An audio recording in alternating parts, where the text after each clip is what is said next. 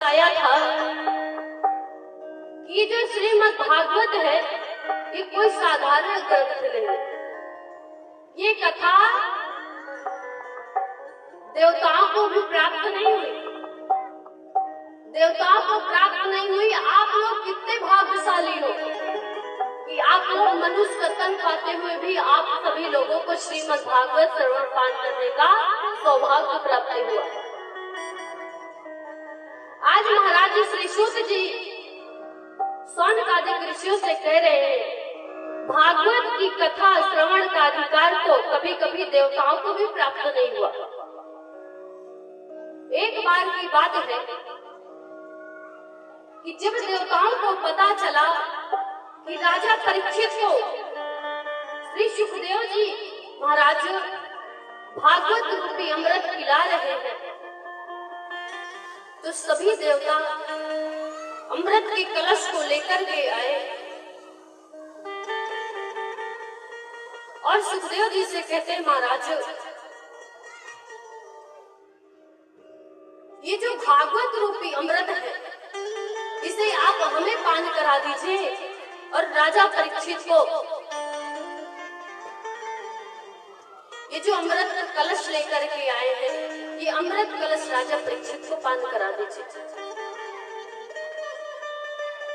तो सुखदेव जी महाराज बोले कि इसका अदला बदली मत करो, कहाँ स्वर्ग का अमृत और कहाँ भागवत रूपी अमृत, इन दोनों की बराबरी एक साथ नहीं की जा सकती। कहते हैं कि स्वर्ग का अमृत जिसने पान कर लिया उसे पुनः फिर इस धरती पर आना पड़ता है मृत्यु लोक में। कैसे महाराज कि जो स्वर्ग का अमृत पान करेगा वो बार बार जन्म लेगा मरण होगा, जन्म लेगा मरण होगा, ये इसी चक्र में चलता रहेगा। और कहते हैं कहाँ भागवत रूपी अमृत, इसको जिसने पान कर लिया इसको जिसने पान कर लिया उसका जीवन ही बंद हो जाएगा।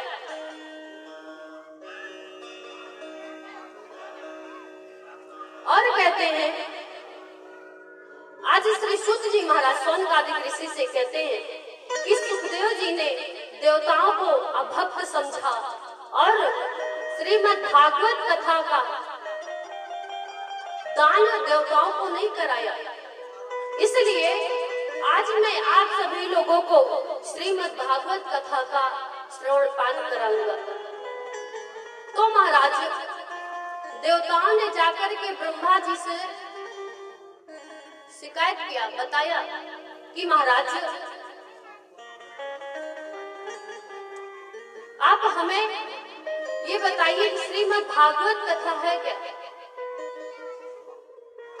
तो महाराज ब्रह्मा जी ने तराजू मंगवाया। तराजू कितने लोग जानते हैं जिसमें सामान तौलते हैं। तो महाराज ब्रह्मा जी ने एक तराजू मंगवाया, एक पलरे में दोनों तरफ का जो तराजू आता है बीच से उठाते हैं महाराज। तो एक पलरे में दुनिया के समस्त साधनों को रखा और दूसरे पलरे में श्रीमद् भागवत जी को विराजमान किया ब्रह्मा जी ने। जैसे ही महाराज ब्रह्मा जी ने तराजू को उठाया तो जो दुनिया के समस्त साधनों वाला पलरा था वो ऊपर की ओर उठ गया और जो भागवत जी का पलरा था वो नीचे की ओर हो गया। तो ब्रह्मा जी ने देवताओं से कहा कि जिसमें वजन ज्यादा होता है वो हमेशा नीचे की ओर जाता है और जिसमें वजन कम होता है वो हमेशा ऊपर की ओर जाता है। तो ब्रह्मा जी देवताओं से कहते हैं कि श्रीमद् भागवत कोई पोथी नहीं है, ना ही ये कोई किताब है, ये तो साक्षात श्री कृष्ण है। ये जो भागवत है ना ही ये कोई पोथी है, ना ही ये कोई किताब है, ये तो साक्षात श्री कृष्ण है।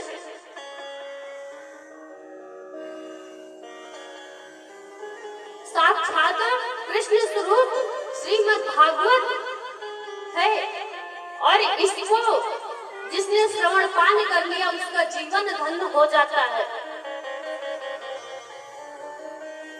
अब महाराज जन जन पर प्रचार प्रसार करने के लिए नारद जी अपने पिता ब्रह्मा जी से श्रवण पान किया और सप्ताह श्रवण की विधि क्या होती है सनत कुमार महाराज जी से सीखा।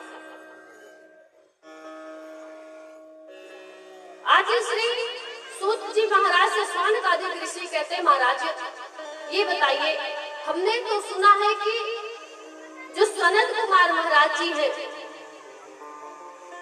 वो ज्यादा घूमते नहीं, और जो नारद जी है वो एक जगह रुकते नहीं।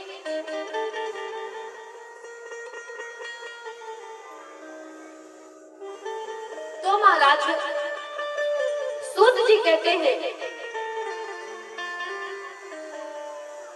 कि राजन, एक समय की बात है, एक बार देवर्षि नारद बड़ी तीव्र गति से दौड़ते हुए आ रहे थे।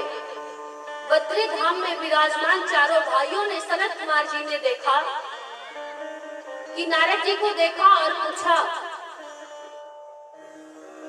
क्या पूछ रहे हैं? कथम ब्रह्मण दीन मुखा कुतश्चिंता तुरो भवान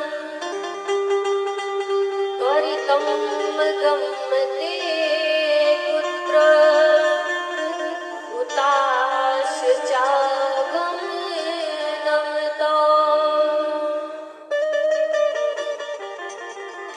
श्री सूत जी महाराज से